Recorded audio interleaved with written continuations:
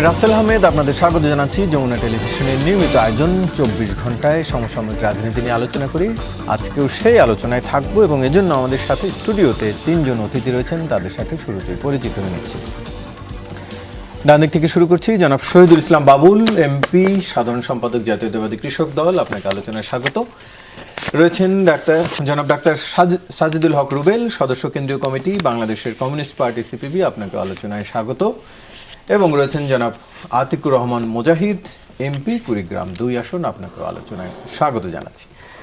আলোচনা শুরু করতে চাই একটু আতিক মুজাহিদ আপনাকে দিয়েই। এখনকার আইন শৃঙ্খলা পরিস্থিতি নিয়ে আপনারা সংসদে বেশ খানিকটা সরব, সরকারের সমালোচনা করছিলেন সংসদের বাইরে। এখনকার পরিস্থিতি আপনার দৃষ্টিতে কেমন দেখেন আপনারা? মানে সারা দেশের পরিস্থিতি কি এখন একটু উন্নত হয়েছে? আপনারা অনেকদিন ধরেই সমালোচনা করছিলেন। টু বি অনেস্ট, আসলে সেই পরিমাণ প্রোগ্রেস হয় নাই। আপনি যেটাই বলেন না কেন, খালি আমরা দেখতেছি এখান থেকে ওখানে যাচ্ছে এবং ওসিদের অ্যাগেইন সেম যে ঘুষ নেওয়ার আন্ডারস্ট্যান্ডিংটা এখনও স্টেবল আছে। এবং আমি গতদিন আমার এক ওসির ব্যাপারে আমি ডিআইজিকে বললাম যে দেখেন, উনি কিন্তু খুবই চমৎকার নিয়মিত ঘুষ খায় এবং সব পক্ষের কাছেই খায়, সবাইকে মেনটেন করে। তো এইরকম মানে হ্যাজ বিন নাথিং চেঞ্জ। যেটা আমরা সংস্কার করতে চেয়েছিলাম সেটার কোনো কিছুই হয় নাই। Police still the same cases, exceptional যেগুলো তারা তো ভালো, যারা ভালো তারা তো ভালো, বাট যে নেচারগতভাবে যে অভ্যাস সেটা রয়েছে। এবং মোরালি তারা এখন আসলে যারাই আগে ছিল, যেমন আমার সাচিব ছিল, এখন তারা হয়ে গেছে ড্যাব হয়ে গেছে। ঠিক যারা মানে শপথবদ্ধ আওয়ামী লীগ ছিল, তো এখন শপথবদ্ধ জাতীয়তাবাদ হয়ে গেছে, এইটাই। বাট তাদের তো ওল্ড সিস্টেম ইজ দেয়ার। তো আমার কাছে ওই পরিমাণ হয়নি, বরং আরও অনেক জায়গায় দেখলাম যে অস্ত্র নিয়ে ঘুরে বেড়াচ্ছে। আপনারা দেখলাম মোহাম্মদপুরের ঘটনাতে আমরা খুবই জলযন্ত্র দেখলাম যে যেখানে পুলিশ নিজেই আক্রান্ত হয়ে যায়, তাহলে পুলিশ আমাদের কি প্রোটেকশন দেবে? So this is very much dangerous. তো আমাদের স্বরাষ্ট্রমন্ত্রী উনি তো দাঁড়িয়ে বললেন যে অনেক প্রোগ্রেস হয়েছে। সবচেয়ে একটা ভেরি ইন্টারেস্টিং কথা আমাদের স্বরাষ্ট্রমন্ত্রীকে স্মরণ করে দিতে চাই। উনি গতবার যখন আমাদের সংসদ ক্লোজিং ডেতে উনি বলেছেন যে আজকে ক্লোজিং ডে হয়েছে, সুতরাং আমি ফ্রি হয়ে যাচ্ছি, এরপরে বিশেষ এক অভিযান চালিয়ে সারা দেশে কী করা হবে, এসব নির্মূল করা হবে। সব তালিকা করা হয়েছে সন্ত্রাসী, চাঁদাবাজদের এবং মদ যারা কারবারি তাদের, মাদক। ভেরি ইন্টারেস্টিংলি আবার নতুন করে আবার পার্লামেন্টে বসলাম। আমার মাঝে 1 মাস গ্যাপ ছিল, আজকে প্রায় 15 তারিখ হয়ে গেল, পার্লামেন্ট শুরু হয়েছে 7 তারিখের মতো। তো অলমোস্ট সেম থিং আমরা দেখতেছি, কিন্তু তো খুব বেশি যে মানে উন্নতি বলা যায় সে অর্থে আমরা কিন্তু পাইনি। উন্নতি যেটা হয়েছে যে পোশাক একটা আগে ছিল, চেঞ্জ করা ছিল, সেটা আবার নতুন করে আসছে আর কি। কিছু পোশাকের কথা হয়তো কিছু চেঞ্জ নিয়ে আসা গেছে, পরিবর্তন হয়েছে, বাট আলটিমেটলি আইন শৃঙ্খলা ওই অর্থে কিন্তু আমরা খুব বেশি প্রোগ্রেস দেখি নাই। এর কারণ কি? মানে সরকার এদিকে নজর দিচ্ছে না, সেটিকে দেখেন না কেন? আপনারা নানা মাত্রিক বিশ্লেষণ হতে পারে। 1 নম্বর বিশ্লেষণ হলো এরা কিন্তু আগের সরকারের প্রোডাকশন, নতুন কোনো রিক্রুটমেন্ট হয় নাই, সেগুলা ওনারা যেতেই বলুক না কেন সেগুলা। সেকেন্ড হলো যে আমরা যে সংস্কার বা একটা অ্যাকাউন্টেবলের আন্ডারে আনতে চেয়েছিলাম, সেই জিনিসটা কিন্তু পুলিশ সংস্কারের ক্ষেত্রে বাস্তবায়ন হয়নি। সে দুইটা যখন আনঅ্যাকাউন্টেবল থেকে যায়, তখন কিন্তু আলটিমেটলি একটা হচ্ছে রিক্রুটমেন্ট, ফ্রেশ পলিসিতে যেগুলো হওয়ার কথা। 2 নম্বর হচ্ছে যে যারা এক্সিস্টিং আছে তাদেরকে রিকনসাইল করা, তাদের শুদ্ধিকরণের যে প্রসেসটা, জিরো টলারেন্স মানে কাইন্ড অফ ঘুষ টুস সেগুলোকে অ্যাক্টিভ হওয়ার কথা দরকার ছিল। তো সেটা না হওয়ার কারণে থার্ড যেটা হইলো, এটা আমাদের কিছু ক্ষেত্রে আমরা দেখতেছি যে দীর্ঘদিন, হ্যাঁ আমি স্বীকার করে নিচ্ছি, অনেক আমাদের যারা জাতীয়তাবাদী পন্থী ছিল, বিভিন্ন জামাত ইসলাম পন্থী 2-4 জন যারা ছিল, তাদেরকে দীর্ঘদিন বঞ্চিত হবে। তারা এখন কিন্তু আবার এসে তারাও আবার সেম দেখেছে, কারণ হচ্ছে আমাদের নতুন কোনো মডেল নাই। দেখেছে আওয়ামী লীগ কেমনি করেছো, আচ্ছা এরকম করেছে, সুতরাং we have to go this way again. তো ওনারাও এসে নিজেদের মতো একটু দলীয় আত্মস্থ করার চেষ্টা করছে। সুতরাং প্রফেশনালিজম জায়গাটা কিন্তু অনেক জায়গায় ঘাটতি হয়। হ্যাঁ আপনি পলিটিক্যালি ভাই আপনি যে কোনো দল সাপোর্ট করতেই পারেন, ইটস কোনো দোষের কিছু না, কিন্তু প্রফেশনাল জায়গায় আপনি যখন যমুনা টেলিভিশন ঢুকবেন, তখন আপনি প্রফেশনালি সার্ভিস করবেন অ্যাজ এ আপনি জার্নালিস্ট। যখন আপনি পুলিশে যখন আপনাকে পদায়ন করা হবে, আপনি পলিটিক্যালি পদায়ন নর্মালি হয় যদিও, কিন্তু তারপর আপনার প্রফেশনাল অ্যাক্ট করা উচিত যে কোনো দলের বাইরে। এইরকম প্রফেশনালিজমের ঘাটতি, রিফর্মটা হয়নি, অ্যাকাউন্টেবল করা হয়নি, এবং পূর্বের সবগুলো লোকগুলো থাকার কারণে ফুল চেইন অফ কমান্ডটা ওই এস্টাবলিশ করা যায়নি। সো এই মোটা দাগে গ্যাপটা থাকার কারণে পাশাপাশি সন্ত্রাসীরা তো খুবই ফাঁকা ফেলে, মানে কোনো রকম, কারণ আর্মি উঠে আসতেছে, দিনে দিনে, যেটা একটা সাপোর্ট শক্তি হিসেবে ছিল সেটাও কিন্তু এখন নাই। তো পুলিশের বললেই বলে গতানুগতা আমাদের কি নাই, ভেহিকেলস নাই, আমাদের লোক সংকট, আমাদের এই সমস্যা, আমরা নতুন আসছি, প্রতিদিনও তো চেঞ্জ হইতেছে। তো এইগুলোর কারণে হয়তো এক্স্যাক্টলি আমরা এই অপরাধ দমনটা হচ্ছে না আর কি। জি, ডাক্তার সাজিদুল হক রুবেল, একটু আপনার কাছে জানতে চাই, আপনি নিশ্চয়ই খবরটা খেয়াল করেছেন, রাজধানীর আদাবরে ছিনতাইকারীর ছুরিকাঘাতে ওসি এসআই আহত, পুলিশের অভিযানে 2 জন গুলিবিদ্ধ সহ আটক করা হয়েছে 4 জন। রাজধানীর এই মোহাম্মদপুর আদাবর কেন্দ্রিক মাদকের খবর কিংবা ছিনতাইয়ের অহরহ ঘটনা প্রতিনিয়ত গণমাধ্যমের খবর হচ্ছে। এরই মধ্যে সরকারি দিক থেকেও বলা হচ্ছিল ব্যবস্থা নেওয়া হচ্ছে, উন্নত হবে, কিন্তু আজকে পুলিশই আক্রান্ত হলো। পরিস্থিতি কি আসলে? ধন্যবাদ রাসেল ভাই, এবং একই সাথে আমার সম্মানিত 2 সহ-আলোচক এবং দর্শকরা সবাইকে শুভেচ্ছা। আসলে এটা প্রতিনিয়ত বাড়ার বদলে কমার বদলে বেড়েই চলছে এই পরিস্থিতি।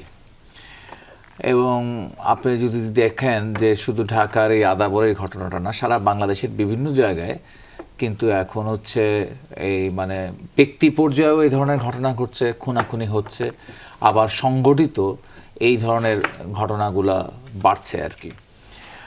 এবং আজকে পুলিশ এখানে আক্রান্ত হয়েছে, আবার অনেক জায়গায় দেখা গেছে যে র্যাবও গেছে বা অন্যরা গেছে, মাদকদ্রব্য উদ্ধার করতে গিয়ে উল্টা হচ্ছে তাদের দ্বারা আক্রান্ত, সন্ত্রাসীদের দ্বারা বা অপরাধীদের দ্বারা আক্রান্ত হচ্ছে আইন শৃঙ্খলা রক্ষাকারী বাহিনীর সদস্যরা। এই জিনিসটা কিন্তু হলো একটা গুরুত্বপূর্ণ জায়গা। সেটা হচ্ছে যে আমরা আগস্টের গণঅভ্যুত্থান পরবর্তী সময়কালের একটা হচ্ছে গিয়ে ভ্যাকুয়ামের মধ্যে পড়ছিলাম। এই ভ্যাকুয়ামের মধ্যে পড়াটা খুবই স্বাভাবিক, পৃথিবীর সব দেশেই হয় এটা। পৃথিবীর সব দেশেই যে কোনো একটা গণঅভ্যুত্থানের পরবর্তী পর্যায়ে, এবং যে গণঅভ্যুত্থানটা তখনই ঘটে যখন দেশের আইনের শাসন থাকে না, যখন দেশের মানুষের আস্থা থাকে না আইনের প্রতি এবং আইন শৃঙ্খলা বাহিনীর প্রতি, তখন জনগণ এবং হচ্ছে পুলিশ মুখোমুখি হয়ে দাঁড়ায়। এটা একটা পর্যায়ে দাঁড়াবেই। দাঁড়ানোর পর যখন পরিবর্তনটা ঘটে, শাসকের পরিবর্তনটা ঘটে, ব্যবস্থার পরিবর্তন শুরু হয়ে যায়, তখন আবার সব কিছুই হচ্ছে রিইনস্টল হয়। ঠিক আছে, তখন সব কিছু আবার রিইনস্টল হয়। এবং সেই রিইনস্টলের জায়গাটা আমাদের মনে হচ্ছে যে আমরা অনেক দেরি করে ফেলছি। 2 বছর হয়ে গেল। হ্যাঁ, অনেক দেরি হয়ে গেছে, এবং এই ব্যাপারটাকে আমরা গুরুত্বের মধ্যে নিয়ে আনি নাই আর কি। ঠিক আছে, দৃষ্টিভঙ্গির জায়গাটায় আমরা সেই জায়গাটা নিয়ে আনি নাই আর কি। আমরা হচ্ছে গিয়ে তখন তার বদলে আমরা যেটা দেখছি আর কি, সেটা দেখছি হচ্ছে একটা হুড়োহুড়ি, পদ দখলের হুড়োহুড়ি। ঠিক আছে, ডিসি দখলের হুড়ে, কার আওতায় কয়জন ডিসি আছে, জামাতের কয়জন ডিসি পাইছে, বিএনপি কয়জন ডিসি পাইছে, বা এনসিবির কয়জন ডিসি আছে, কয়জন ওসি তার পক্ষে, কোন থানার ওসি হচ্ছে জামাতের, কোন থানার ওসি হলো বিএনপি। এই নিয়ে একটা হুড়োহুড়ি ব্যাপার ছিল আর কি। তো এইখানে হচ্ছে সত্যিকার অর্থে তো আমরা হচ্ছে গিয়ে মানে আওয়ামী লীগের পুলিশের বদলে জাতীয়তাবাদী পুলিশ বা জামাতের পুলিশ বা এনসিবির পুলিশ দেখতে চাই না আর কি। ঠিক আছে, নতুন নিয়োগের কথা বলে আবার শুধুমাত্র যারা এনসিপির হচ্ছে গিয়ে মানে মানে সাদা তালিকায় থাকবেন তারাই হচ্ছে গিয়ে চাকরি পাবেন, সেটাও তো আমরা দেখতে চাই না আর কি। আমরা তো দেখতে চাই বিষয়টাকে একেবারে প্রফেশনাল জায়গায়। ঠিক আছে, আমি রূপকর্তা এনসিপি শব্দটা ইউজ করছি আর কি। ঠিক আছে, তো সেটা আমরা দেখতে চাই না, কিন্তু আমরা তাই দেখেছি। তো আমরা তো দেখেছি এখানে টাকা পয়সারও ছড়াছড়ি দেখছি আর কি, বিভিন্ন নিয়োগ বদলি ইত্যাদির ক্ষেত্রে আর কি। তো আবার অনেক সময় দেখছি আপনার এই আলোচনা যে লটারি কেন হচ্ছে, এই নিয়ে খুব আক্ষেপ বিক্ষোভ ছিল আর কি। লটারি করে কেন করা হচ্ছে, লটারি কেন দরকার? ঠিক আছে, এই পোস্টিং এমনি হবে আর কি, লটারি করে পোস্টিং হবে না। তো এইভাবে করে আমরা এটাকে যে পুনর্প্রতিষ্ঠার যে বিষয়টা ছিল সেটা আমরা করি নাই সময় মতো। এটা করার সময় এখনো আছে, কিন্তু এটা হচ্ছে দেরি হচ্ছে। এটা 1 নম্বর বিষয়। 2 নম্বর বিষয় যেটা, সেটা হচ্ছে যে দেখেন আমাদের ওই এখন হচ্ছে গিয়ে আমরা কিছু জায়গায় দেখতেছি যে এরা সোশ্যাল মিডিয়াতেও অ্যাক্টিভ, এই অপরাধীরা। কোথাও দেখছি যে খুন করতে যাওয়ার আগে বা হচ্ছে কোনো একটা গন্ডগোল করবার আগে তারা সোশ্যাল মিডিয়াকে কিন্তু তারা বলতেছে যে আমরা যাবো, অমুককে ধরবো, তমুককে এই করব সেই করব, এবং এই এক ধরনের মানে প্রচণ্ড সাহস তৈরি হয়েছে আর কি। এবং এইটা তৈরি হওয়ার ক্ষেত্রেও হচ্ছে আমার মতে হতেছে যে আমাদের পুলিশ বাহিনীর এই কথাটা একটু মাথায় রাখতে হবে। আমরা ছোটবেলা থেকে না, আমরা ইতিহাস যতটা পড়ি, যে একেবারে ব্রিটিশ আমল থেকে শুরু করে পুলিশ জনবান্ধব ছিল না, পুলিশ শাসকের একটা হাতিয়ারই ছিল।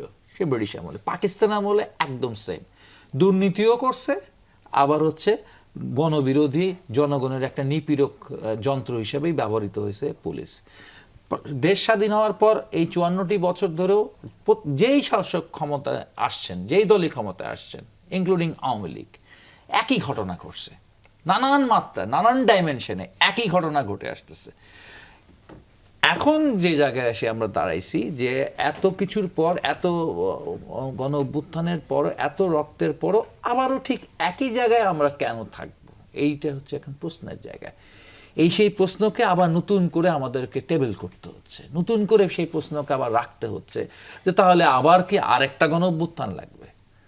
দেশকে আইনের শাসনে ফিরানোর জন্য কি আরেকটা গণ অভ্যুত্থান লাগবে? এবং গণ অভ্যুত্থান ছাড়া কি হচ্ছে গিয়ে রক্তপাত দেওয়া ছাড়া কি হচ্ছে গিয়ে আপনাদের রাজনৈতিক দায় থেকে এই যে মানুষগুলার ভোট নিয়ে আপনার নির্বাচিত গণ অভ্যুত্থান হলেই কি পরিবর্তন হচ্ছে? এর আগেও তো হয়েছে। এটা হচ্ছে না, বারবার জনগণের বিজয় চিন্তাই হয়ে যায় বাংলাদেশে, এই ভূখণ্ডে বারবার বিজয় চিন্তাই হয়ে গেছে। তো আবারও আরেকবার হচ্ছে গিয়ে জনগণের বিজয় হচ্ছে গিয়ে লোপাট হয়ে যাচ্ছে। শহীদুল ইসলাম বাবুল, আপনার কাছে জানতে চাই, আদাবরের ঘটনাটি নিশ্চয়ই দেখেছেন, এছাড়া আরেকটি ঘটনা একটু আপনার দৃষ্টিতে আনতে চাই। কয়েকদিন আগে যুব দলের এক নেতাকে চট্টগ্রামের রাউজানে গুলি করে হত্যা করা হয়েছে। গণমাধ্যমে 5 অস্ত্রধারী শনাক্ত হয়েছে, তাদের ছবি সহ নাম এসছে, এবং যারা সবাই বিএনপির সঙ্গে সম্পৃক্ত বলে গণমাধ্যমে খবর এসছে। কিন্তু পুলিশ এখন পর্যন্ত তাদের কাউকে খুঁজে পাচ্ছে না। ঘটনাটি আরও 3-4 দিন হয়ে গেল, এরই মধ্যে 4-5 দিন হয়ে গেছে। কিন্তু আবার আমরা দেখলাম কুমিল্লায় শিবির নেতা জিসানের জিডির কয়েক ঘন্টার মধ্যে পুলিশ খুব অ্যাক্টিভলি তাকে খুঁজে পেয়েছেন এক জায়গায়। মানে এক এক জায়গায় এক এক রকম, তো 7 ঘন্টার মধ্যে পুলিশ কি এক এক জায়গায় তাদের সক্ষমতার তারতম্য নাকি বলতে পারবো না, সেটা পুলিশ স্থানকাল পাত্র ভেদে হতে পারে। কিন্তু আপনি নিশ্চিত থাকেন যে অপরাধী, বিএনপি কোনো অপরাধীকে প্রশ্রয় দেয় না, ওন করে না।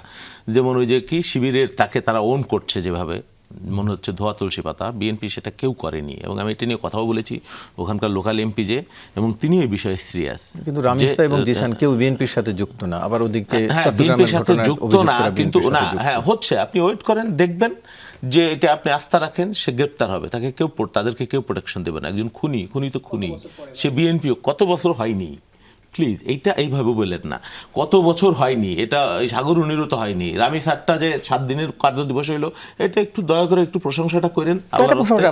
না করেন, আপনারা তো বিরোধিতা শুধু করেন, কি কোনো পরিবর্তন হয় নাই, একই জায়গায় আছে যে কথাটা বলা হচ্ছে। এটার সাথে আমি সম্পূর্ণ একমত না। আমি কেন একমত না আমি বলি, আমি তো এ পর্যন্ত দেখিনি এই 3.5 মাসে 4 মাসে একটা ক্রস ফায়ারের ঘটনা ঘটেছে বাংলাদেশে, একটা মানবতা বিরোধী অপরাধ ঘটেছে পুলিশকে দিয়ে, হতে পারে বিচ্ছিন্ন দিয়ে একটা, কিন্তু অ্যাজ এ হোল হয়েছে। একজন মানুষ গুম হয়েছে, গুমের নাটক সাজাইছিল আমার ভাইরা, ওই একজন শিবিরের রেপিস্ট, তাকে দিয়ে তথ্য উদ্ঘাটিত হয়েছে জাতির সামনে, যেটি নিয়ে তারা হাই হোসেন করে, হ্যাঁ, এবং তাকে ডিফেন্ড করে, প্রোটেকশন দেয়। তো হয়নি তো এইসব ঘটনা। এখন পুলিশে যারা ওই যে বললো আমার ভাই, যে আওয়ামী লীগের লোকরা আছে তো, এটা তো সত্য, এখনো আছে, জামাতের লোকও আছে, এনসিপির লোকও কেউ আছে হয়তো বা, হ্যাঁ, কারণ বিগত অন্তর্বর্তীকালীন সময়ে যে যেমনি পারছে নিছে, তারা সরকারে গেলেও তারা যে দোয়া তুলসী পাতা হয়ে যাইতো তা তো না। জামাত, এনসিপি, তার প্রমাণ তো আমরা দেখছি, এবং কেলেঙ্কারিও দেখছি, নিয়োগ বাণিজ্য দেখছি, কোটি টাকা। এখন আল্লাহর রহমতে এই 3.5 মাসে এইটা শুনি নাই, অন্তত হইতে পারে দলের লোক, এটা অসত্য না। আর পুলিশের যে ব্যাপার, সামাজিক অপরাধ কবে হয়নি বাংলাদেশে, কোথায় হয় না, কম আর বেশি আপনি পরিসংখ্যান খুঁজে দেখেন যে আগের সাথে কত বেড়েছে নাকি কমেছে, কতটুকু বেড়েছে।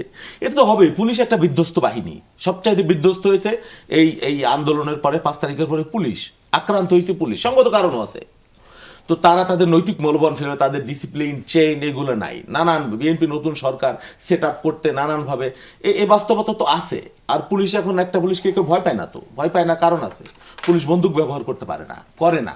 ওই যে চুন খাইলে মুখ পরে, দই দেখলে ভয় করে, একটা কথা আছে না, বা সিঁদুর মেঘ দেখলে ভয় পায় ঘর পড়া গরু, সেই বাস্তবতা আছে। পুলিশের কাছে অস্ত্র ছিল, পুলিশ গুলি করে নাই, পুলিশ সহনশীল হয়েছে। বাট সব জায়গায় কোন জায়গায় সহনশীল হবে, কোন জায়গায় সহনশীল হবে না, ওই যে বললাম না, ওই আতঙ্ক, ট্রমাটাইজড সবচাইতে হয়েছে পুলিশ, এই বাস্তবতাও তো আছে।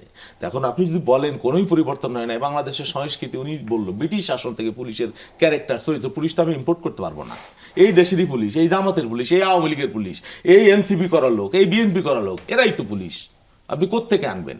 আর পুলিশ যে ঘুষ খায় না, ঘুষ তো খাই, এটা তো অসত্য না, এটা একটা সামাজিক ব্যাধি, এটা একটা সংস্কার লাগবে, একটা মনস্তাত্ত্বিক সংস্কার, সামাজিক সংস্কার লাগবে। এটা একদিনে আপনি সুইচ দিলেন, বিএনপি ক্ষমতায় আসলো আর পুলিশের সব ঘুষ খাওয়া বন্ধ হয়ে গেল, আপনি এটা যদি আশা করেন, এটা বাতুলতা। হ্যাঁ, তবে এই যে অপরাধী, তাদেরকে রাষ্ট্র প্রশ্রয় দেয় কিনা, এটা একটা গুরুত্বপূর্ণ ব্যাপার। কিন্তু যে সংস্কারের কথা আপনি বলছিলেন, সেটিও কি চেষ্টা করছে সরকার, বা সেরকম কোনো নিশ্চয়ই। আমি না হলে কি, তাহলে পুলিশ তো আগের মতোই ক্যারেক্টার থাকতো, যারে তারে ধরে নিয়ে ঠ্যাঙ্গে গুলি করে দিত, বুকে গুলি করে দিত, হ্যাঁ, মাদক কারবার নিয়ে ওসি প্রদীপের মতো আচরণ করতো, করেছে কেউ, করে কেউ রক্ষা পাইছে? এটা কি কোনো পরিবর্তন না? এক বিন্দু পরিবর্তন মনে হয় না আপনার কাছে, আপনাদের কাছে? তিনি যে ঘুষের উদাহরণ দিচ্ছিলেন, আর ঘুষ কে না খাইছে এই দেশে? আপনি ঘুষ কি সুইচ দিলে বন্ধ হয়ে যাবে? ঘুষ কি আপনার সামনে খায় কেউ? গোপনে গোপনে পুলিশ তো ব্রিটিশ আমল থেকেই ঘুষ খায়।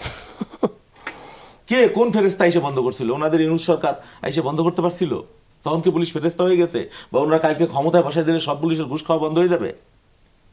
তাহলে দেই, উনি গ্যারান্টি দেখ, ইজ ইট পসিবল? হ্যাঁ, এটা একটা মনস্তাত্ত্বিক ব্যাপার, এটা একটা প্রক্রিয়াগত ব্যাপার, যে পুলিশের কোনো অন্যায় অপরাধ প্রমাণিত হলে এটা রাষ্ট্র, সরকার প্রশ্রয় দিবে না। এটা হলো বাস্তবতা। এখন আপনি বলতে পারবেন, হ্যাঁ, যে পরিবর্তন হয় না, মুখস্থ কথা বলে দিলেন, আগে যা ছিল তার সাথে ডেটোরেট করছে, কই এখন কি হাজার হাজার রাউন্ড গুলি, টিয়ার গ্যাস কোথাও আপনি শুনেছেন যে পুলিশ ব্যবহার করছে? সাউন্ড গ্রেনেড ব্যবহার করছে, বিরোধী দলকে পণ্ড করে দিছে, মিসমার করে দিছে, কোনো অফিস সব বিরোধী দলের ভাঙ্গে চুরে নিয়ে আসছে। আপনি তো বলে দিলেন পরিবর্তন হয় নাই, যা ইচ্ছা তাই বলতেছেন, যাকে ইচ্ছা তাকে তাই বলতেছেন, যেমনি বলতেছেন, টাইনে নামাবেন, হিস্ট্রে নামাবেন, একই তো কথা। কই পুলিশ কাউকে বাড়ি দিছে বিরোধী দলের নামে? আপনি মত প্রকাশ করতেছেন, সব বলতেছেন, এখন বলতে পারবেন আপনি পরিবর্তন হয় নাই, রাজনৈতিক বক্তব্য। জি, আবারও আলোচনায় ফিরতে চাই, বিশেষ করে তৃণমূলে নির্বাচন নিয়ে যে অনেকদিন ধরেই বিরোধী দলের পক্ষ থেকে দাবি ছিল স্থানীয় সরকার নির্বাচন, সেটির কিছুটা বার্তা পাওয়া গেছে। আজকে স্থানীয় সরকার মন্ত্রী এনিমন্ত্রী কিছুটা বলেছেন, সেটি নিয়ে একটু আলোচনা করব, তবে তার আগে বিরতি নিয়ে আসি। দর্শক সঙ্গেই থাকুন। আবারও স্বাগত, দেখছেন 24 ঘন্টা আলোচনায় ফিরছি। আতিক মুজাহিদ, একটু আপনার কাছে জানতে চাই, আপনারা বিশেষ করে তৃণমূলের নির্বাচন, স্থানীয় সরকার নির্বাচন নিয়ে বেশ দাবি জানাচ্ছিলেন, যদিও আবার পাশাপাশি প্রার্থীও ঘোষণা করেছেন, সেটিও সত্য। তবে যে অনিশ্চয়তা ছিল সেটি কাটলো কিনা, আজকে স্থানীয় সরকার মন্ত্রী তিনি বলেছেন চলতি বর্ষার মৌসুমের পর সেপ্টেম্বর বা অক্টোবর মাসে পর্যায়ক্রমে স্থানীয় সরকার নির্বাচন শুরু হবে। এতে এই যে অনিশ্চয়তা যেটি আপনারা দেখছিলেন সেটি কাটলো কিনা? এটা তো একটা কমন কথা, শব্দটা ছিল পার্লামেন্টে দাঁড়িয়ে যথা সময় হবে, পার্লামেন্টে দাঁড়িয়ে বলেছেন যথা সময়, কিন্তু আজকে তিনি বলেছেন বর্ষা শেষ হলো। আর বিএনপি তো সবসময় বলতো ঈদের পরে, যাই হোক ঈদের পরে বলে নাই, বর্ষা মৌসুমের পরে বলতে, ফ্যান্টাস্টিক, এটা ভালো একটা জিনিস। আমরা চাই যে আসলে বেসিক্যালি বাংলাদেশের রাষ্ট্র ফাংশন করে কিন্তু ইউনিয়নগুলো দিয়ে, মানে গভর্নমেন্ট দেখলাম সোশ্যাল সেফটিতে প্রচুর টাকা দিছে এবার, প্রায় 1 লক্ষ, সর্বোচ্চ ম্যাক্সিমাম দিছে এবার সোশ্যাল সেফটি নেটে, এবং এটা এক্সিকিউশন হবে কিন্তু ইউনিয়ন পরিষদের মাধ্যমে। এবং ইউনিয়ন পরিষদে আপনারা হয়তো সবাই জানেন যে ম্যাক্সিমামে এখন আওয়ামী লীগের যারা ইউনিয়ন ছিল তারা তো পলাতক, তো ওখানে দেখা যাচ্ছে প্রশাসক বা নানা রকম কিসিমের ভাবে আছে। আবার কেউ কেউ যদি আওয়ামী লীগ থেকে বিএনপিতে জয়েন করছে, তারা আবার নতুন করে আইসে তারা চেয়ারম্যানশিপ করতেছে, এরকম অসংখ্য আমি দেখেছি। কাউন্সিলরশিপ বিএনপিতে একটু জয়েন করলে তারা আবার করতেছে আর কি অ্যাভেলেবেল। তো এটাকে একটা ডিসফাংশনাল আর কি বেসিক্যালি, এবং মানুষ সবাই কানেক্টেড কিন্তু ওই ইউনিয়ন পরিষদের সাথে, উপজেলাগুলোর সাথে। সো এগুলো খুব দ্রুত হওয়া দরকার ছিল। ইন্টারিমের সময় করতে চাইছিল, করতে দেয় নাই, বিএনপি বাধা দিয়েছিল। তো পরে এখন আসে আবার 1 বছর লেট করতেছে, ওনাদের প্রস্তুতি নিতে হবে, তো ফান্ডিং আছে, ফান্ডিংগুলো যাবে সরকারিভাবে, এগুলো ইউজ করা হবে, দেন একটু পপুলারিটি পাবে, তারপরে ইলেকশন করবে। জেলা পরিষদ খেয়াল করেন, জেলা পরিষদগুলো অনির্বাচিত লোক দিয়ে ডিরেক্ট একটা ইন্টারিমের করা একটা জরুরি আইনের মাধ্যমে দেয়া, সেটাকে দিয়ে আপনি লোকগুলো পলিটিক্যাল লোকজন বসাই দিতেছেন, দিয়ে 1 বছর ফান্ডিং দিয়ে তাদেরকে পেলে পুষে নেতাকর্মীদের খাওয়া একটু বড় লোক কইরা তারপরে আবার ইলেকশন দেবে আর কি। সো এটা একটা লং প্রসেস, এবং জেলা পরিষদ বা উপজেলা এগুলো কিন্তু আলোচনায় নেই, কিন্তু পৌর কিন্তু আলোচনায় নেই। তো পৌরসভাগুলোর অবস্থা খুবই খারাপ। আমাদের পার্টিকুলার আমার কুড়িগ্রাম পৌরসভার কথা বলি, মানুষজন মানে এ গ্রেড নাকি আমাদের পৌরসভা, এটার কাজে কর্মে F গ্রেড, ফেল গ্রেড, সরকার থেকে বাজেট যায়, কাজ হয় না, পানি খুবই ধ্বংসকর অবস্থা, পানি পায় না, মানুষ কষ্টে আছে, এটা নিয়ে কোনো কথাও নাই কিন্তু। তো স্থানীয় সরকার এগুলো খুব কুইকলি করা, কয়টা আছে পৌরসভা ধরলাম সারা দেশে, এগুলো চাইলে কিন্তু ফেস করে ফেলতে পারতো। তো এগুলো নিয়ে খুব দ্রুত হওয়া দরকার, কারণ আমাদের লোকাল পার্লামেন্ট স্ট্রং না করলে কিন্তু আপনার মানুষের সাথে সার্ভিস পাবো না। কারণ আমরা কিন্তু এমপিদেরকে যেদিন মঈন খান আমাদের বলেছিলেন যে নেল পালিশ থেকে শুরু করে আমার যে কি বলে পুঁথিপাঠ পর্যন্ত সবই নাকি এমপিদের করতে হয় এখন একটা অবস্থা। কারণ এমপিদেরকে আবার বলা তো হস্তক্ষেপ কেন, নানা রকম কথা হয়। কারণ এমপিদের প্রপার জায়গায় কাজ করতে পারে না, আবার এখানে কোনো কিছুই নাই, অভ্যুত্থানের পরবর্তী মানুষের আকাঙ্ক্ষা নতুন নতুন ফেজ দেখার। তো এই জন্য আমাদের লোকাল গভর্নমেন্ট দরকার। সব কাজ তো আপনারাও নিচ্ছেন, এই যে উপজেলা পরিষদে এমপিদের বসার জায়গা, সেটা তো আপনারা স্বাগতই জানিয়েছেন। আপনাদের দাবির এই জিনিসটা, এটা তো আতিক মজিদ, আমি আতিক মজিদ দাবি করেছি, বলেছিলাম যে বসার জায়গা হোক, জেলা আপনি বলিনি উপজেলা পরিষদ হস্তক্ষেপ না, আমি বলিনি যে উপজেলা পরিষদের ইউনিয়নের পাশে বসার জায়গা, বলেছিলাম যে এমপিদের একটা অফিস থাকা উচিত। কেন থাকা উচিত? একটা কাজের কন্টিনিউশন থাকা উচিত, এই জন্য একটা রেসপেক্টফুল একটা মানুষ। আপনি খেয়াল করে দেখেন তো, মানে এমপি হওয়ার পরে তাকে বসতে হয় তার বাসায়, একটা বাড়িতে বানায়, আপনি পলিটিক্যাল লিডারের মতো বসলেন, অথবা কোনো জায়গায় গিয়ে। আপনার বসার জায়গা ঢাকায় কোথায় বসে? ঢাকায় যে এমপির অফিস আছে, আপনারা জানেন না যে এমপিরা অনেক অফিসেই পায় না। সেকেন্ড, তাহলে আপনি আসলে কি করতে চান? আপনি আমাকে এমপিকে দিয়ে আপনি সব কাজ করাইতে চান। আপনার এলাকায় একটা রাস্তা যদি ভেঙে থাকে, মেনশন দেন সোশ্যাল মিডিয়ায়, এমপি সাহেব কি করে, রাস্তা ভেঙে গেছে, মানে এটা কিন্তু লোকাল পার্লামেন্টের কাজ, সে তো আর বোঝে না, সে তো এমপি মানে সবকিছু এলাকার মানুষ বোঝে না বলে আপনাকে। তাহলে আপনি তো কিন্তু ওই এলাকার কনস্টিটিউয়েন্সির আপনি একটা কি পলিসি মেকিং, আপনি তার কথা কিন্তু পার্লামেন্টে তুলবেন। আমি একা ল মেকার, সেটা বাংলাদেশে এই পরিমাণ এডুকেশন হয় না। তাহলে আপনি নিজে প্রত্যাশা করছেন এমপির কাছে সব করে দিক, তাহলে এমপিকে বসার জায়গা দিচ্ছেন না। তাহলে এমপিকে চান আপনি দুর্নীতি করে একটা বড় অফিস বানাক। দিস ইজ হোয়াট আমরা বাংলাদেশের মানুষের এক্সপেক্ট হলো। এমপি মনে 100 কোটি টাকা পায় এমনি। এমপিদের আলটিমেটলি কোনো বরাদ্দ ওইভাবে কি হয় না, এমপিদের ডিউ লেটারে ফাংশন আসে, বরাদ্দ আসে, হয়।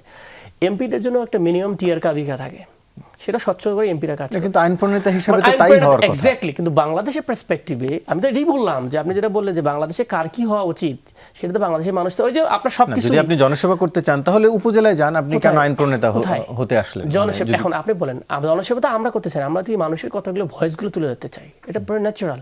তাহলে আপনি দুইটা যেভাবে বলতেছেন, বাংলাদেশের কোন এমপিটা পার্লামেন্টে দাঁড়িয়ে তার এলাকার হাসপাতালের কথা বলে না? বলে, সবাই বলে। কেন বলে? তাহলে সবাই তো আইন প্রণেতা হওয়ার যোগ্যতা রাখে না। তো এই ডেফিনেশনে যাওয়া যাবে না। আপনার যে জিনিস মেম্বারের কাছে যায়, সেই জিনিস আপনার কাছেও চায়। কারণ আমাদের লোকজনও এডুকেটেড ওই লেভেলের না যে পার্লামেন্টারি সিস্টেমে যেভাবে সে ল মেকিংয়ের দায়িত্ব সেটাও দেয় না। তো এই জন্য আমাদের কিন্তু অন্যরকম হয়। বাই দ্য ওয়ে, আমাদের ব্যালেন্স করে এমপিদেরও কাজ করা উচিত, লোকাল মানুষের কথাগুলো উঠে আসে। নাহলে কিন্তু আমরা বলেছি বলে দেখেন অনেক কিছু জায়গায় কিন্তু বরাদ্দ চেঞ্জ হয়ে যাচ্ছে। সুতরাং সেটাও কিন্তু ইস্যু আছে। ইস্যু হচ্ছে যে বসার জায়গাটা নিয়ে আমাদের 12,500 টাকা করে বসার অফিস খরচ দেওয়া হয়। আমরা বলেছি এই খরচে গভর্নমেন্ট একটা অফিস ওখানে করে দিতে পারে, তাহলে আমার তো চাপ নাই ভাই। কিন্তু আমি একটা জায়গায় একুরেট জায়গায় বসি, বুঝলাম আপনারা চাননি উপজেলা পরিষদে বসতে, কিন্তু সরকার যখন আপনাদের বসতে দিল সেটিও তো ফেরত নেননি, মানে সেটি থেকে তো স্বাগতই জানিয়েছেন। বরং তো গভর্নমেন্ট যে জায়গায় বসতে দিয়েছে সেটা হচ্ছে ইউএন অফিস। এখন যেটা দিচ্ছে, মানে আপনারা মেঘ না চাইতে বৃষ্টি পেয়ে গেলেন এরকম কিছু? এটা তো এর আগে একবার বসার প্র্যাকটিস হয়েছিল আওয়ামী লীগের সময়ও, এটা এরকম না। কিন্তু সেটা হস্তক্ষেপের ইস্যু আসছে একটা বিষয়, তাই না? হস্তক্ষেপ করা হলো কিনা স্বাভাবিক নাকি? পার্সোনালি আমি নিজেই আরেকটা 5 জনের সাইন নিয়ে কিন্তু আমি নোটিশ দিয়েছি যে আমি মনে করি এটা লোকাল গভর্নমেন্টে হস্তক্ষেপ হওয়া শামিল। আমরা উপজেলা প্রশাসন না হোক, অন্য জায়গায় বসার ব্যবস্থা করা হোক, এটা ছিল আমার পক্ষ থেকে আবার সেকেন্ড নোটিশ। সেটাতে উনি আনসার করেছেন আমাদের সেটা যেহেতু হয়ে গেছে, উনি মনে জায়গাতে রিজেক্ট করে দিয়েছে এবং রেজগুলো আমি এটা রেখে দিয়েছি, কারণ ভবিষ্যতে আমাকে কোশ্চেন করা হতে পারে এটা তুমি করেছো। তো ইস্যুটা হলো, আপনি দেখেন পার্লামেন্ট মেম্বার হচ্ছে ক্যাটাগরিতে হলো হায়ারার্কিক্যালি অর্ডার প্রসিডিংসে, মানে হচ্ছে যে আপনার 12-13তম। আপনি ডিসি বলেন, এসপি বলেন, সবাই বলেন এটা তো 25, 24, 23, 24 বা অন্যরকম। আপনি আসলে আপনার সংসদ সদস্যরা কীরকম সম্মান দিতে চান, দ্যাটস ইউর পারসেপশন, এটা দেখা উচিত। আপনি একটা ইউনো গেলে একটা ভালো গাড়ি চড়ে বেড়াচ্ছে বা অন্যরকম বিশাল বিষয়, আমার একটা জেলাসি ফিল হওয়ার কিছু নয়। আপনি একটা আমার গাড়ি দেন, আপনি আবার নিয়ে নেন, আপনি একটা অফিস দেন, আপনি নিয়ে নেন, I don't want to use it. আমি সার্ভিস দিতে তো আসছি। মানে আপনি নির্বাচিত হওয়ার আগে এই যে এমপিদের জন্য এত সুযোগ সুবিধার ঘাটতি, এটি আপনি খেয়াল করেছিলেন কিনা নির্বাচিত হওয়ার আগে? 100%। আমি তো আসি পরে, আমি নিজে ঢোকার পরে দেখি যে এমপিরা পাবলিক প্লেসে এমপিদের বেতন 55,000 টাকা, মানুষ জানেই না। এমপিরা আসলে কোটি কোটি টাকার মালিক না এবং কোটি কোটি টাকা হয় না, ঠিক আছে? সেটা যারা দুর্নীতি করছে সেটা ভিন্ন কিছু। আমি সৎ এমপি থাকতে চাই, জি, ঠিক আছে? আমরা আবারও আপনার কাছে আসছি। তার আগে একটু শহীদুল ইসলাম বাবুল আপনার কাছে জানতে চাই, যেটির কথা তিনি কিছুটা অভিযোগ করছিলেন যে দলীয় লোকজনদেরকে দিয়ে প্রশাসক অর্থাৎ বসিয়ে তাদের মাধ্যমে আবার প্রভাব বিস্তার করার চেষ্টা হতে পারে। আমরা জানি এটা একটা স্থানীয় সরকার বিভাগ, সেখানে এরই মধ্যে অবশ্য এনসিপিও তাদের প্রার্থী ঘোষণা করেছে, বিএনপির থেকেও এরকম সম্ভাব্য প্রার্থীদের নাম আসছে, আবার বলা হচ্ছে দল মনোনয়নও হয়তো দিবে, অথচ এটি নির্দলীয় নির্বাচন হতে যাচ্ছে বলেই আমরা জানি। একটু আপনার কাছে জানতে চাই। একটু 30 সেকেন্ড একটু অ্যাড করে দিয়ে সুবিধা ভাইয়ের জন্য, সেটা হলো অনেকে প্রশাসক হওয়ার পরেও এখন কিন্তু প্রচারণা চালাচ্ছে সরকারিভাবে, সরকারি টাকায়। Adjust হ্যাঁ, যদি তারা করে- ভোটে নির্বাচিত হতে চান এরকম সম্ভাব্য কেউ কেউ সরকারি টাকায় প্রচারণা সরকারি টাকা কিনে যায় না, বাট প্রচার চালাচ্ছে DNCC সেটি। প্রশাসন প্রচার বলে না, election এরকম এ যদি সংবিধানে আছে যে যিনি প্রশাসক যদি কেউ হন তিনি নির্বাচন করতে পারবেন না, আইনে বা বাধা নেই। প্রচারণা তো তাহলে কি সরকারি টাকায়- অসুবিধা হইলো? সরকারি টাকায় করতে দুনিয়ার পারবে না। কোন দেশে আমি ইলেকশনে জিতে আমি এনসিপির লোকরে প্রশাসক বসাবো? এটি কি আশা করা বাঞ্ছনীয়? এদিকে আশা করা আমেরিকায় তো টোটাল সেক্রেটারিয়েট সহ চেঞ্জ করে নিয়ে যায়, টোটাল সেক্রেটারিয়েট সহ তার নতুন সেট আপ নিয়ে এসে বসে। কারণ আমি তারে বসাবো, সে তো আমার স্যাবোটাইজ করবে। এমনি কইতেছে টাইনে হেলাই নামাই দেবো, আর সময় দেবো না। হ্যাঁ, 3.5 মাসের মধ্যে আমি কি কারণে তারে বিশ্বাস করব? তার যে কয়জন ওসি আছে, এসপি আছে, অন্তর্বর্তী সমাজে কত নিয়োগ দিছিল আমরা জানি, কি পরিমাণ নিয়োগ দিছিল তারা আমরা জানি না। স্যাবোটাইজ তো তারাই করছে, এবং এখনো তারা আছে তো পুলিশ প্রশাসনে। কোত্থেকে আপনি নতুন আমদানি করবেন? এটা কি একদিনে নিয়োগ দিলে হয়ে যাবে? নানান শ্রেণী পেশা দল মতের লোক, এখানে মতাদর্শ লোক, বিগত দিনে যেভাবে দলীয়করণ করা হয়েছে। তো এখন আমি আমার দল নিয়োগ দেবো না, আমার মানুষের কাছে কমিটমেন্ট আছে, নির্বাচনী প্রতিশ্রুতি আছে, আমি এনে আওয়ামী লীগের লোক বসাই দেবো? এটা কোন ধরনের কথা হলো আমি জানি না, এটা হয় না। আর আমার ভাই খুব কৌশলে আমাদের একটু বিদ্রুপ করে, ঈদের পরের কথা কইলো মনে হইলো একটু। হ্যাঁ, এটা খুব নির্মম এই রসিকতাটা। কত মানুষ গুম হয়ে গেল এই আন্দোলনে, কত মানুষ খুন হয়ে গেল, ওনাদের কত লোকের ফাঁসি হইলো। সরি ভাই, ওটার জন্য হ্যাঁ। বলি না, ওইটাই ভাবেন না না না না, বলেছেন তো যে ওনাদের অব্যসীদের পরে বলা, ওইটাই মেইন। তাছাড়া কি না, আছে? ওনাদের তো ফাঁসি হয়নি, হ্যাঁ। জামাত ইসলামের হয়েছে। দা উনি তো জামাতের এমপি না, ও সরি এনসিপি, যাই হোক আমি ভুলে যাই আর কি কোন জামাত আর কোন জন এনসিপি এক জায়গায় বসে তো, মানে ক্ষণে ক্ষণে আর কি। এটা সরি, খুব বেশি ভুল হয় না এই টিএমবিটি। সে তো মানে তুমি একজোটে তো আছেন তারা। শিবিরের, সে মোজাহিদ তো শিবিরের কেউ না, না? না, জি, বলেন। এনসিপি। আচ্ছা, যাই হোক, জোটের আর কি তারা। তো এই যে যে বক্তব্যগুলো, এগুলো দুর্ভাগ্যজনক আর কি। কারণ আমরা জামাত ইসলামকে দেখছি, তাদের জোট সঙ্গী, তাদের এত লোকের ফাঁসি হইল, কোনো কার্যকর প্রতিবাদ করতে পারে নাই। 18 জন, মানে কি বলবো। এবং তাদের অফিসটাও তারা খুলতে পারে নাই কিন্তু 18 বছর। আমরা তো অফিস খুলছি, যুদ্ধ করেছি, দিনের পর দিন হামলা মামলা নির্যাতন সবাই হয়েছি। সেজন্য এই ধরনের কথাবার্তা বলা, ইঙ্গিতপূর্ণ বা কি বলে বিদ্রুপ করা, এগুলো খুবই দুর্ভাগ্যজনক। এতে আওয়ামী লীগের লোকরা উৎসাহিত হয় আর কি। আর এমপিদের যে বিষয়টা বলছিলেন, আর কি প্রশ্নটা আপনি করলেন? যে প্রশাসকের, হ্যাঁ, ওইটা তো বললাম, প্রশাসকের ইস্যুটা। এমপিটা বলেন ভাই। এমপিদের যে ইস্যুটা যেটা বললেন, যে, এটা হ্যাঁ। খুবই দুর্ভাগ্যজনক। আপনারা জানেন না এমপির কি অবস্থা, এমপির জীবন কি। আপনি এমপিকে দুর্নীতিগ্রস্ত করতে উৎসাহিত করছেন এক্স্যাক্টলি। এই রাষ্ট্র, এই সমাজ। কোন এমপি যদি সৎ জীবন যাপন করতে চায়, সে আর আগামী দিন এমপি হইতে পারবে না। 100% যদি সৎ হইতে চায়, এই সমাজ ব্যবস্থাটা এরকম, এটাকে একদিন আপনি বদলে দিতে পারবেন না। আপনি জানেন না এমপি বাড়িতে গেলে তার কাছে কত লোক সাহায্য চাইতে আসে, কত মানুষ আসে, কত মানুষের এক্সপেকটেশন, স্বামী স্ত্রীর ঝরগাও এমপিকে মিটানো লাগে। এইটা আমাদের একটা সোসাইটির বাস্তবতা হয়ে গেছে। এমপি কতবার বাড়িতে যায় আর আসে, কত টাকা তার গাড়িতে লাগে। আপনি সমস্ত ঠিক আছে, আমরা তো নির্বাচনের প্রতিশ্রুতিতে বলিনি যে আমরা গাড়ি নিব না, প্লট নিব না, নেইনি। কিন্তু আমরা নির্বাচনের পরে, তারা বলছিল বা জামাত বলছিল যে আমরা গাড়ি আর প্লট নিব না। আমরা কিন্তু নির্বাচনের আগে এটা বলে মানুষের ভোট নেই। তারপরেও আমাদের প্রধানমন্ত্রী বলেছেন যে আমি একটা অ্যাপিল করতে চাই, নির্বাচনের পরে আমরা জিতার পরে আমরা সিদ্ধান্ত নিচ্ছি। আমাদের কিন্তু কমিটমেন্ট ছিল না যে আমরা নিব না, কিন্তু নিলাম না, ঠিক আছে। কিন্তু এমপিকে যে আপনারা কটাক্ষ করবেন, এমপিকে আক্রমণ করবেন, এমপি বসার জায়গা না, এমপি তো প্রশাসনের অংশ, সরকারের অংশ। সে যেটা বললো, একজন টিএনওর গাড়ি থাকে, এমপির মুভমেন্ট করা লাগে না সরকারি কাজে, এমপির মিটিংয়ে যাওয়া লাগে না, এমপির আসা লাগে না, লাগে তো, এমপির সংসদে যাওয়া লাগে না, তো এমপি কোথায় গাড়ি পাবে? ব্যক্তিগত গাড়ি।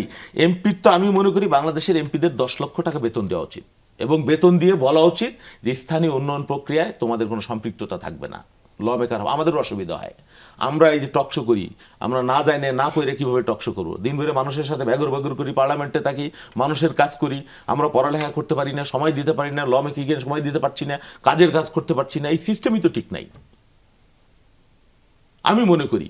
আপনি বলতেছেন আপনি খালি কেন, আপনার গ্রামের যে কর্মী সেও চাইবে আমার এমপি হবে খুব আদর্শবান, সৎ। আবার নেতা আর একজন আসবে, টাকা দিবে, বাপের হাসপাতালের বিল দিবে, এটা দিবে, ওইটা দিবে, আরে পাই গেছি নেতা একজন, এই নেতাদের কি করব? এটা আমার মনস্তত্ত্ব, সমাজ মনস্তত্ত্ব। এটা আপনি জুলাইয়ের 5 তারিখ দিয়ে উল্টেই দিবেন, এক সুইচ দিয়ে উল্টেই দিবেন? এটা লাগবে সমাজ বিপ্লব, এটা গণ অভ্যুত্থান দিয়ে এগুলো হয় না। অনেক বাস্তবতা আছে, বক্তব্য দেওয়া আর প্র্যাকটিক্যাল ফিল্ড অন্যরকম, টোটালি ডিফারেন্ট। আমাদের তো দিন নাই, রাত নাই, খাওয়া নাই, মানুষের সমস্যা এবং সম্ভাবনা নিয়ে আমাদের কাজ করতে হয়। এখন বাসায় যাবেন, দেখবেন বাসায় মানুষ ভর্তি। পাগল হয়ে যাওয়ার মতো। সকালে ঘুম থেকে উঠবেন, দেখবেন বাসায় ভর্তি। কেউ গাড়ি তুলতে গেলে টাইনে ধরবে, আমার এটা করে দিয়ে দেন, আমার এই চাকরি দেন, আমার এই বদলি করে দেন, আমার এই রাস্তা করে দেন, আমার মা হাসপাতালে, আমার বাপ বাঁচে না। Is it a system? এটা বাংলাদেশ, নট ইউরোপ আমেরিকা, এবং দিস ইজ রিয়েলিটি। তার মানে কি ওই সিস্টেমটা আসলে এখনো দাঁড়ায় নাই সমাজ বা সেবামূলক প্রতিষ্ঠানে? গণতন্ত্রের প্র্যাকটিস আমাদের মতো তৃতীয় বিশ্বের দেশে, গণতন্ত্রের হিসাব তো, কিন্তু যেটি সেবা পাওয়ার কথা, যে মানুষটি আপনার কাছে সেবার জন্য আসেন তিনি পাচ্ছেন না বলে আপনার কাছে আসছেন। অভাবগ্রস্ত দেশ, তৃতীয় বিশ্বের দেশ, হাসপাতালে বেড আছে 100, মানুষ রোগী 1000, আপনি রাতারাতি 1000 বেডের হাসপাতাল বানিয়ে ফেলতে পারবেন? Is it possible? খুবই লিমিটেড অবস্থা। জি, ডাক্তার সাজিদুল হক রুবেল, একটু আপনার কাছে জানতে চাই, তৃণমূলে নির্বাচন এবং সেবা নিয়ে অনেক কথা হলো, সেখানে নিশ্চয়ই আপনি যুক্ত করবেন, পাশাপাশি এটিও জানতে চাই যে এর ফলে অনিশ্চয়তা দূর হলো কিনা। আরেকটা হচ্ছে এই যে প্রশাসক এবং আমরা দেখছি সব দল প্রায় ঘটা করে তাদের প্রার্থী ঘোষণা করতে যাচ্ছে, বা কেউ কেউ করেছেও, এর মধ্যে জামাত এনসিপি করেছেও। এটি আসলে দিন শেষে এই নির্দলীয় নির্বাচনকে দলীয় মোড়কে রূপান্তরিত করছে কিনা? ধন্যবাদ। বাংলাদেশে আগে নির্বাচনটা ছিল দলীয় সমর্থন, বিএনপির সমর্থিত প্রার্থী, মনোনীত প্রার্থী না, জামাতের সমর্থিত প্রার্থী বা আওয়ামী লীগের সমর্থিত প্রার্থী বা কমিউনিস্ট পার্টির সমর্থিত প্রার্থী, এইভাবে ছিল আর কি। এটাকে পরে হচ্ছে আওয়ামী লীগ সরকার হচ্ছে চেঞ্জ করে নিল, চেঞ্জ করে টোটালটাকে দলীয়করণ করলো, যে মার্কাতে নির্বাচন হবে। তখন একেবারে ইউনিয়ন পরিষদের লগে নৌকা মার্কা, ধানের শেষ মার্কা, এভাবে নির্বাচন শুরু হয়ে গেল, লাঙ্গল দাঁড়িপাল্লা এভাবে শুরু হয়ে গেল। এরপরে এসে গণঅভ্যুত্থানের পরে আবার একটা উপলব্ধি তৈরি হইল যে স্থানীয় সরকারকে, ঠিক আছে, মানে শাসক দলে প্রভাবমুক্ত করবার জন্য, এটাকে আর একটু স্বাধীনভাবে বিকশিত হওয়ার জন্য, ডিসেন্ট্রালাইজ করবার জন্য, আরও অনেক কারণে এটাকে এখন হচ্ছে কি নির্দলীয় মোড়কে করা হবে, যেটা আগে করার আগেও এরকম ছিল, কিন্তু সেটা ছিল নাম কওয়াস্ত আর কি, কাগজে কলমে ছিল। সেখানে হচ্ছে সমর্থন করতে পারবে কিন্তু মনোনীত হবে না আর কি। তো এই জায়গাটা একটা বড় পরিবর্তন হলো, কাগজে কলমে এটা সংস্কার হইলো আর কি। ব্যাপারটা সংস্কার হওয়ার পর এখন প্রয়োগের ব্যাপার আছে। তো দেখেন এখানে সংস্কার কিন্তু হয়ে গেছে, হ্যাঁ, হওয়ার পর কিন্তু এখানে প্রয়োগ হয়নি। প্রয়োগ না করে দেখা গেল এটা হলো যারা বলছে যে এটা দলীয় করা যাবে না, তারাই সবার আগে, ঠিক আছে, মানন দিয়ে বসছে আর কি। হ্যাঁ, এনসিপির মনোনীত প্রার্থী অমুক হতে পারে, জামাতের মনোনীত প্রার্থী তমুক হতে পারে। তো এরকম আবার দেখা গেল যে একই জোটের একাধিক প্রার্থী এখন এক্সিস্ট করতেছে, এই ঢাকা উত্তরেও এক্সিস্ট করতেছে আর কি। সিটি কর্পোরেশনকে ধরে দেখবেন 2 ধরনের পোস্টার আছে, পোস্টার না থাকলেও আলোচনা আছে। তো আমরা দেখলাম বিএনপিও, তখন বিএনপি একটু পিছিয়ে ছিল, কিন্তু একটু পিছিয়ে ছিল ঘোষণা করার ক্ষেত্রে, কিন্তু পরবর্তী দেখলাম বিএনপি দৌড়ে কেন পিছিয়ে থাকবে, বিএনপিও তার নাম ঘোষণা করার চেষ্টা বা প্রত্যেকে ব্যক্তিগতভাবে চেষ্টা করছেন। এলাকায় দেখলাম যে পোস্টার টোস্টার পড়ে গেছে আর কি, নির্বাচনকে ধরে, নির্বাচন কবে হবে ঠিক না, কিন্তু নির্বাচনকে ধরে পোস্টার পড়ে গেছে।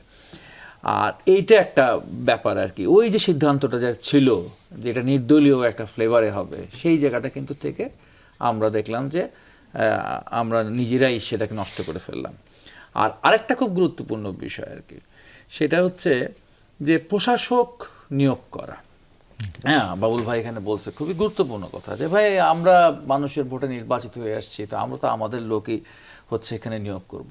হ্যাঁ, করেন, কোনো সমস্যা নাই। সমস্যার জায়গাটা হচ্ছে অন্য আরেকটা পয়েন্টটা হতেছে যে আপনি এই প্রশাসকের এই পদটিকে ব্যবহার করার পর তারপর যখন যে নির্বাচনটা হবে, সেই নির্বাচনটাকে কি আপনি প্রভাবিত করবেন কি করবেন না। আর বাবুল ভাই আবার বলছে কিন্তু তার আলোচনা আগের অংশে যে এটা কোনো আইন আছে যে যে প্রশাসক হয়েছে সে নির্বাচন করতে পারবে না। হ্যাঁ, এটা আইন নাই, কিন্তু আইন তো থাকা উচিত।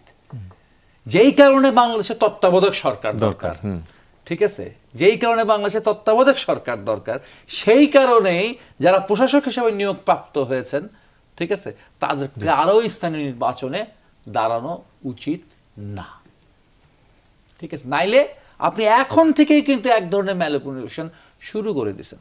বাবুল ভাইরা নিশ্চয়ই, তখন আমিও আওয়াজ করছি বা টক শোতে আলোচনা করছিলাম যে কুমিল্লায় বরাদ্দ নিয়ে হ্যাঁ, মুরাদনগর বা দেবিদ্বারে যে বরাদ্দ হলো, অতিরিক্ত বরাদ্দ, সেটা নিয়ে কি তখন আমরা কথা বলি নাই? খুব জোরে সোরে কথা বলেছি। এই যমুনা টিভিতে আসার পরও তো আমি সেই অনুষ্ঠানে ছিলাম আর কি, 24 ঘন্টা না, এটা ইয়ার প্রোগ্রামে ছিলাম, রাজনীতিতে। জি, হ্যাঁ। এখানে তো আমি আপনার সাথে আমার এক কথাটা করি। শেষ হোক, বাবুল ভাইয়ের কথার সময় আমি সেই কথা বলি না, কেউই বলিনি, আমরা সবাই সবার কথা বলার সময়টাকে রক্ষা করি, জি, জি। অধিকারটাকে রক্ষা করি। তো সেই জায়গাটা দেখেন যে ওই যে বরাদ্দের যে ব্যাপারটা নিয়ে আমরা সে সময় এনসিপির সমালোচনা করেছি, তো আমাদেরকে আর 3 মাস বা 6 মাস পরে ফাইল খুলতে হবে আর কি, যে বিএনপি কোথায় কত বরাদ্দ দিয়ে কোথায় তার কত দল গুছিয়ে ফেলেছে, নির্বাচনকে প্রভাবিত করার জন্য কত কি করে ফেলেছে। এই যে ক্লেইমটা এবং ব্লেমটা বিএনপি খাবে আর কি, এই ভুল সিদ্ধান্তের কারণে। জি, আমরা আলোচনায় আবারও ফিরবো, তবে তার আগে একটি বিরতি নিয়ে আসি। দর্শক সঙ্গেই থাকুন। আবারও স্বাগত, দেখছেন 24 ঘন্টা, আলোচনায় ফিরছি। আবারও আতিক মুজাহিদ, একটু আপনার কাছে আসতে চাই। আজকে তথ্য সম্প্রচার প্রতিমন্ত্রী ইয়াসের খান চৌধুরী বলেছেন, বিএনপির রাজনীতির সঙ্গে জড়িত ব্যক্তিরা কোনো অপরাধ করলে সেটা যেভাবে গণমাধ্যমে শিরোনাম হয়, বিএনপি সরকারের কোনো ভালো কাজ সেভাবে প্রশংসা পায় না। আবার অন্যদিকে বিরোধী দল বা অন্যান্য কেউ কেউ গণমাধ্যমের সমালোচনা করেন। আমরা যেটি দেখি যে গণমাধ্যম এখন প্রধানমন্ত্রী বা তার পরিবার বা বিএনপির প্রশংসায় পঞ্চমুখ। আসলে গণমাধ্যমের ভূমিকা কিভাবে দেখেন? খুবই কঠিন কোয়েশ্চেন বলেছেন। গণমাধ্যমে আসলে আলটিমেটলি সব ম্যাক্সিমাম ফেসিসদের দখলে। এরা ইচ্ছা মতো আপনাকে প্রশংসা করবে, ইচ্ছা মতো আপনাকে ডোবাবে। So they are not professional enough. Mahmudur Rahman মজা করে বলছেন, ফাইভ ক্যাটাগরিজ অফ দ্য মিডিয়াকে 5 ধরনের আছে। একটা হচ্ছে অলিগার মিডিয়া, যারা শুধু তাদের অলিগারদের স্বার্থে বাইরে যায় না। অলিগারদের স্বার্থে প্রধানমন্ত্রী প্রশংসা করবে, অলিগারদের স্বার্থে জুলাইকে সন্ত্রাসী গোষ্ঠী বানাই দেবে, অলিগারদের স্বার্থে আবার উল্টা করবে। সো এটা এক ধরনের আছে। এক ধরনের রাজনৈতিক মুখপাত্রের স্টাইলে কথা বলে, সব কিছু কি সেই রাজনৈতিক দলের ঠিক, বাকিটা খারাপ। আমার আন্ডারস্ট্যান্ডিং হলো আসলে মিডিয়া কোনো রিফর্ম হয়নি। মিডিয়াতে আপনার চাকরির নিশ্চয়তা যেমন নেই, আপনি আপনার বেতন কাঠামো ঠিক নেই, আপনি না বিনা বেতনে আছেন, এরকম সাংবাদিকরা, পিওর সাংবাদিকরা, আবার চাটুকার সাংবাদিকরা অনেক উপরে উঠে গিয়েছে। তো এইরকম ফুললি মিডিয়াকে আমি যদি বলি, মিডিয়াকে আমি খুব কমপ্লিটলি দোষও দিব না, আবার বলবো না, বাট এটা সিস্টেমটা আসলে এখানে ঠিক বাংলাদেশের হজবরল অবস্থার মতো মিডিয়ার অবস্থাগুলো ঠিক একই রকমই। সুতরাং উনি যদি বলে যে রিসার্চ একপাক্ষিক করে, সেটা উনি তথ্যমন্ত্রী ভালো জানেন, তাহলে ওনারা একটা ভালো রিফর্ম স্টাইল নিয়ে আসুক, যে মিডিয়ার প্রফেশনালিজম কীভাবে হওয়া উচিত। ওনার আন্ডার আমরা দেখতে চাই একটা স্বচ্ছ মিডিয়া আন্ডারস্ট্যান্ডিং, মিডিয়া কমিশন করুক, পরে যেটা এন্ট্রিবের সময় বেশ কিছু আগাই ছিল কাজটা, সেটাকে রিফর্ম করে দিক, একটা স্বচ্ছতার মধ্যে আসুক। মানে হুটহাট করে যেন মিডিয়া না হয় এমন যে মোজো মিডিয়া হয়ে গেছে অনেক, মানে কথায় কথায় অনেক কিছু হয়ে যাচ্ছে। সেই জায়গাগুলোতে ঠিক রাখার জন্য একটা মিডিয়া হওয়া দরকার, এক্স্যাক্টলি করার জন্য আর কি, মানে তথ্যটা যেন পিওরলি সবার মিডিয়া সবার পক্ষে হয়, অলিগারিক না হোক। আমরা তো এনসিপিকে রেগুলারলি সবচেয়ে বেশি মনে হয় এখন দেখতেছি এনসিপি একটা সন্ত্রাসী গোষ্ঠীর মতো তুলে ধরার, জুলাই শক্তি, জুলাই একটা সমন্বয়কে সে কত পার্সেন্ট লোক, আমি I don't understand. It is because তারা কেউ হয়তো চাইতেছে এজেন্ডা, সেটা কি হিট করে করে কথা বলছে। তো এজেন্ডাবাজ মুক্ত হয়ে পিওর মানুষের জন্য কল্যাণমুখী আমরা মিডিয়া চাই, যেটা সবার জন্য কথা বলবে। হ্যাঁ, আমি আগেই বলছি যে পলিটিক্যালি আপনার যে কোনো দিকে অ্যালাইনমেন্ট থাকতেই পারে, কিন্তু ওয়ান্স আপনি জানেন যে ফ্যাকচুয়ালি কথা বলেন, রিয়েল কথা বলেন, যেটা সবার জন্য কল্যাণ করেন, যে রাষ্ট্র কিন্তু আলটিমেটলি খুবই ওই আগের মতো হয়ে যাবে, একদিক থেকে প্রশংসা করতে এখন এইদিকে প্রশংসা করবে, সেটা আমরা দেখতে চাই না। সাজিদুল হক রুবেল ভাই, একটু আপনার কাছ থেকে জানতে চাই, গণমাধ্যমের যে সরকারের দিক থেকে এক ধরনের বার্তা, আবার বিরোধী দল থেকে আরেক ধরনের বার্তা, সোশ্যাল মিডিয়ায় আরেক ধরনের বার্তা, আপনি গণমাধ্যমের কোন ভূমিকা দেখতে পাচ্ছেন? আসলে এটাই তো স্বাভাবিক, ঠিক আছে, যে গণমাধ্যম প্রতি হচ্ছে গিয়ে যদি সরকারি দল বলে যে তাদের প্রচারণা ঠিক মতো হচ্ছে না, তাহলে তো খুব ভালো ব্যাপার, এটাই হওয়া উচিত। মানে উনি যদিও আক্ষেপের সাথে বলছে, কিন্তু এটা যদি সত্যি সত্যি হইতো যে গণমাধ্যম হচ্ছে খুবই সরকারের সমালোচনা করছে, সরকারকে 1 ইঞ্চি ছাড় দিচ্ছে না, তো সেটা দেশের জন্য এবং সরকারের জন্য এবং মানুষের জন্য, সবার জন্য খুব ভালো হইতো। কিন্তু বাস্তবে তো তা হচ্ছে না আর কি। বাস্তবে গণমাধ্যম সেভাবে হচ্ছে না। গণমাধ্যমের মধ্যে আবার দলভেদ আছে। কোনো কোনো গণমাধ্যম হচ্ছে সরকারের চাটুকারিতা করছে, বা সরকারের যেখানে প্রশংসা করা উচিত সেটা করছে, ন্যায্য প্রশংসা করছে, আবার কেউ কেউ ন্যায্য প্রশংসা করছে না, কারণ তাদের মধ্যেও এক ধরনের দলগত বিভাজন রয়েছে। তবে আমি গণমাধ্যমে বলতে আজকে আমাদের একটা জিনিস মনে রাখতে হবে আর কি, আমরা যখন ছাত্র ছিলাম বা বাবুল ভাইরা যখন হচ্ছে আমাদের সিনিয়র হিসেবে আন্দোলন করছিল, 90-এর গণঅভ্যুত্থানের সৈনিক ছিল, সেই সময় কিন্তু একটা বড় বিষয় ছিল বিটিভি। হ্যাঁ, যে বিটিভি জনগণের বিটিভি হবে, এটা আমার টাকায় চলে, রাষ্ট্রায়ত্ত একটা সম্পত্তি, এটা কোনো দলের সম্পত্তি হবে না। আমরা 90 গণঅভ্যুত্থান আগে দেখছিলাম এটা জাতীয় পার্টির বিটিভি ছিল, এরশাদের বিটিভি ছিল, কিন্তু তারপরে দেখলাম যে না, ওটা সাহেবের বাক্স থেকে বিবি গোলামের বাক্সে রূপান্তরিত হয়েছে এবং আজও সেটা সেই রকম বাক্সই রয়ে গেছে, অথচ সেটা মানুষের টাকায়, ট্যাক্সের টাকায়, আমার ট্যাক্সের টাকায় গণমাধ্যম। এখন যমুনা টিভি এটা তো একটা কর্পোরেট হাউস, এটা অন্যভাবে দেখেন, নাম হচ্ছে তার গণমাধ্যম, কিন্তু বেসিক্যালি তো এটা একটা কর্পোরেট হাউস। কিন্তু আমার যে বাংলাদেশ বেতার, আমার যে বিটিভি, সেটা কি জনগণের কথা বলছে? সেটা কি দলীয়করণের বাইরে যাচ্ছে? আমি সেই জায়গাটায় প্রশ্নটা তুলে রাখলাম আর কি। জি, শহীদুল ইসলাম বাবুল ভাই, একটু আপনার কাছে জানতে চাই, আমরা দেখলাম গতকাল এবং আজকেও প্রধানমন্ত্রী যারা মাঠ পর্যায়ের গণমাধ্যম কর্মী রয়েছেন, এমনকি গণমাধ্যম কর্মকর্তা রয়েছেন, তাদের সাথে বৈঠক করেছেন এবং সেখানে তিনি একটি বার্তা দিয়েছেন এমন যে বিএনপি বা সরকারের প্রশংসা শুনতে চায় না সরকারের গঠনমূলক সমালোচনা দেখতে চায়। আবার প্রতিমন্ত্রী বলছিলেন আর একটা যে আক্ষেপের শুরু রয়েছে, কোনটি আসলে? না, সর্বাঙ্গে ব্যথা ওষুধ দিব কথা। গণমাধ্যম তো আমাদের জীবনের অংশ, আমাদের দেশের অংশ, পার্ট, যদিও বা স্তম্ভ বলা হয়, তাই না? কিন্তু গণমাধ্যমের প্রতিষ্ঠান হিসেবে তো গড়ে উঠিনি, এটা তো সত্য। হ্যাঁ, বারবার বলা হয়েছে। তো গণমাধ্যম, একটা রাষ্ট্রীয় গণমাধ্যমের কথা উনি যেটা বললেন সেটারও সেরকম সংস্কার হয়নি, এটা তো অসত্য না। আবার এর বাইরে প্রাইভেট যে গণমাধ্যমগুলো আছে প্রত্যেকটাই কর্পোরেট হাউসের গণমাধ্যম, ম্যাক্সিমাম মালিকানা ভিত্তিক, তাদের ব্যক্তি স্বার্থের বাইরে যাইতে পারে না, যে ওভারঅল হতে পারেনি। তবে এটা ঠিক যে মানে খবর প্রচারের কারণে কোনো গণমাধ্যম বন্ধ হয়ে গেছেই হয়েছে, আপাতত এটা কিন্তু হচ্ছে না। এবং বারবার বলা হচ্ছে যে যার মতো সমালোচনা করতে পারছে, সরকারের সমালোচনা করতে পারছে, কথা বলে, এবং যারা সমালোচনা করে তাদেরকে ডেকে প্রধানমন্ত্রী কথা বলেছেন যে আপনারা অব্যাহত রাখবেন, ভুল ধরিয়ে দেবেন। একটা খবর যেমন দেখলাম বগুড়ায় কি একটা রাস্তা প্রধানমন্ত্রী গিয়েছেন, ইট বিছানো হয়েছে আবার উঠে, সেটা নিয়েও চমৎকার নিউজ হয়েছে। এর জন্য তো কেউ ভৎসনারও শিকার হয় নাই, কারণ আমার মামলাও হয় নাই, হচ্ছে তো এরকম প্রতিদিন সরকারের সমালোচনা করে নিউজ হচ্ছে। আমরা চাই হোক, আবার স্থানীয় সরকার প্রতিমন্ত্রীর ইউনিয়নের নামে খবর প্রচারের কারণে আবার মামলা হয়েছে, বস্তুনিষ্ঠ হোক না, সেটা তার, সে যদি মনে করে যে সে তার নামে করেননি, এটা মানহানি হয়েছে, সে সেটা করেছে, সেটা বিচার বিভাগ কী করবে আমি জানি না, বা কে মামলা করেছে সেটাও আমি জানি না। কিন্তু যেই নিউজটা হয়েছে যে প্রধানমন্ত্রী গিয়েছেন, সেটার ব্যাখ্যাও তো দেওয়া হয়েছে যে দেখেন এই রাস্তাতে টেন্ডারাধীন আছে, প্রক্রিয়াধীন আছে, কাজের মধ্যে আছে, সেই জন্যই কাজ উঠে এটা নিয়ে পরিপূর্ণ কাজটা করা হবে। তো এরকম সমালোচনা তো করাই হচ্ছে প্রতিদিন, এবং সমালোচনার কারণে কোনো গণমাধ্যম কর্মী গ্রেপ্তার হয়েছে, মামলার শিকার হয়েছে, হামলার শিকার হয়েছে, এরকম কিন্তু নাই। প্রধানমন্ত্রী নিজে বলেছেন যে আমার নামে কার্টুন আঁকবেন, আঁকতেছেন তো, বা কথা বলছেন, প্রতিনিয়তই বলছেন। তবে হ্যাঁ, সর্বক্ষেত্রেই যে হচ্ছে এটা না, বা একেবারে 100% প্রতিমন্ত্রী ছেলের নামে ইউনিয়নের কারণে সেই খবরের কারণে সংসদে দিয়েছেন, কিন্তু সেজন্য মামলা হয়েছে কয়েকজন সাংবাদিকের নামে। হ্যাঁ, সেটা তার রাইট, তার নামে, ছেলের নামে হয় না। আপনি যদি নিউজ করেন যে ছেলের নামে হয়েছে, তাহলে কি ছেলের নামে কি হচ্ছে না? তিনি বলছেন কাকতালীয় ভাবে মিলে গেছে। হ্যাঁ, মিলতে পারে, ওই জন্য তো ব্যাখ্যা দিয়েছেন সেটা পরিষ্কার করে, যেখানে দিগন্ত অ্যাপার্টমেন্ট আছে সেটাও কি তার, এখানে দিগন্ত রেল আছে সেটাও কি তার। উনি যেটা ব্যাখ্যা দিয়েছেন ওনার ব্যাখ্যাটাও যুক্তিসঙ্গত, আবার কেউ কেউ সন্দেহ করেছেন এটার মধ্যেও যুক্তি থাকতে পারে, বাট জিনিসটা উনি ক্লিয়ার করেছেন যে এটা ওনার উদ্দেশ্য প্রণোদিত না। আপনারা কি যুক্তিসঙ্গত হিসেবে মেনে নিচ্ছেন তার ব্যাখ্যাটাকে? উনি যেটা বলেছেন সংসদে সেটা তো আমরা অবিশ্বাস করতে চাই না ওনার কথাটা। আর নামে কিবা এসে যায়, একটা কথা যদি হয়েও থাকে, আমি জানি না এটা কি আছে, এ তো মহাভারত নামটা তো সুন্দর, অসুন্দর তো না। এখন আপনার দৃষ্টিভঙ্গিটা কি সেটাই হলো, এর জন্য তো ইউনিয়নও কেটে যাচ্ছে না, ইউনিয়নও তো বন্ধ হয়ে যাচ্ছে না, কেউ জোর করেও চাপিয়ে দেয় না। একদম 10 সেকেন্ড কিছু যোগ করতে চাচ্ছিলেন আপনি? দুষ্ট লোকেরা বলে যে ওনার শুধু মেয়েটা বাদ গেছে, ওনার মেয়ের নাকি পৃথিবী, নাম নাকি ভুবন, তা ভুবনটা নামকরণ করলে একটু হয়ে যায় তো আর কি, কারণ দুই ছেলের নামে দুইটা ইউনিয়ন দিয়েছে, ওনার নিজেদের বাড়ির নামে ইউনিয়ন বানিয়েছে। আলোচনা শেষ করতে হচ্ছে, এটাকে আবার জাস্টিফাই করতেছে আমার বিএনপির ভাইয়েরা। আমি আসলে খুবই জি, আপনাদের তিনজনকে আলোচনা অংশের জন্য ধন্যবাদ। দর্শক, এই ছিল আজকে 24 ঘন্টার আয়োজন, সাথে থাকার জন্য ধন্যবাদ সবাইকে।